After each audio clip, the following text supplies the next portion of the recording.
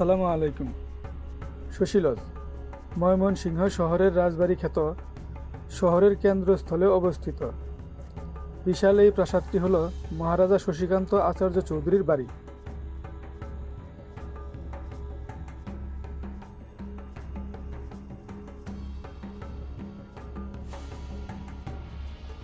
ঊনবিংশ শতাব্দীর শেষ দিকে মুক্তাগাছার জমিদার মহারাজা সূর্যকান্ত আচার্য চৌধুরী ময়মনসিংহ শহরের কেন্দ্রস্থলে ৯ একর ভূমির উপর নির্মাণ করেন অসাধারণ সুবিশাল এই প্রাসাদ।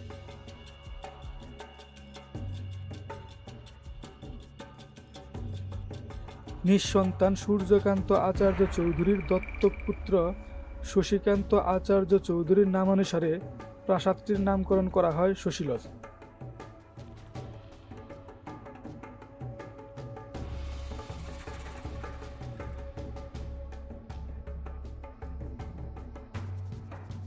দৃষ্টিনন্দন এই প্রাসাদটি 1897 সালের 12 জুন গ্রেট ইন্ডিয়ান ভূমিকম্পে বিধ্বস্ত হলে ব্যথিত হন সূর্যকান্ত আচার্য চৌধুরী।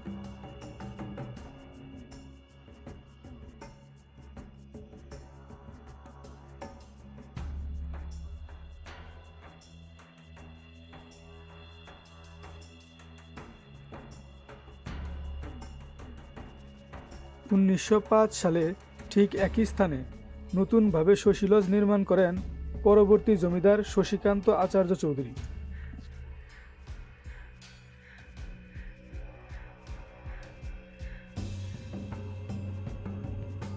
অনিন্দ সুন্দর ভবনটির মূল ফটকে রয়েছে 16টি গম্বুজ। ভবনের সামনে রয়েছে বিশাল বাগান। বাগানের মাঝখানে রয়েছে শ্বেত পাথরের ফোয়ারা, যার ঠিক মাঝখানে ছিল দাঁড়িয়ে থাকা গ্রিক দেবী ভেনাসের স্বল্প বসনা স্নানরতা মর্মর মূর্তি, যা 2024 সালে 5 আগস্ট দুর্বৃত্তরা ভেঙে ফেলে।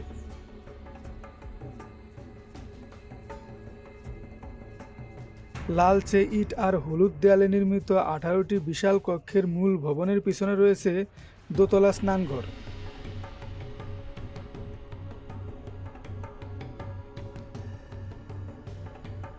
স্নানঘরের পাশেই রয়েছে পুকুর ও মার্বেল পাথরে নির্মিত মনোমুগ্ধকর ঘাট।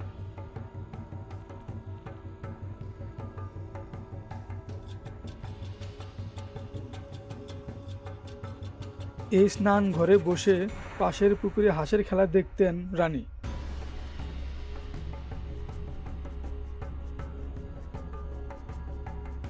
বাড়িটির আশেপাশে রয়েছে বেশ কিছু দুষ্প্রাপ্য ও প্রাচীন গাছগাছালি। এই শশীলজে ধারণ করা হয়েছিল হুমায়ুন আহমেদের বিখ্যাত ধারাবাহিক অয়ময়। বিটিভিতে প্রচারের পরে নতুন করে দেশব্যাপী পরিচিত পায় এই শশীলজ ভবনটি।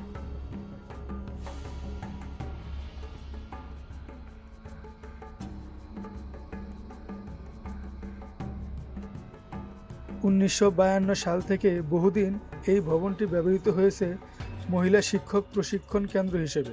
পরবর্তীতে 2015 সালের 4 এপ্রিল জাদুঘর স্থাপনের জন্য বাংলাদেশ সরকারের প্রত্নতত্ত্ব অধিদপ্তর শশীলজটি অধিগ্রহণ করে।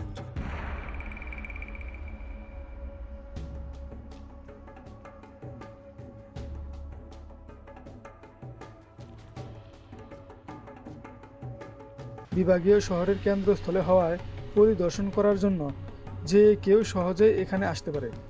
ভ্রমণপ্রেমীদের কাছে হতে পারে এটি একটি কোলাহলমুক্ত দৃষ্টি শীতল স্থান।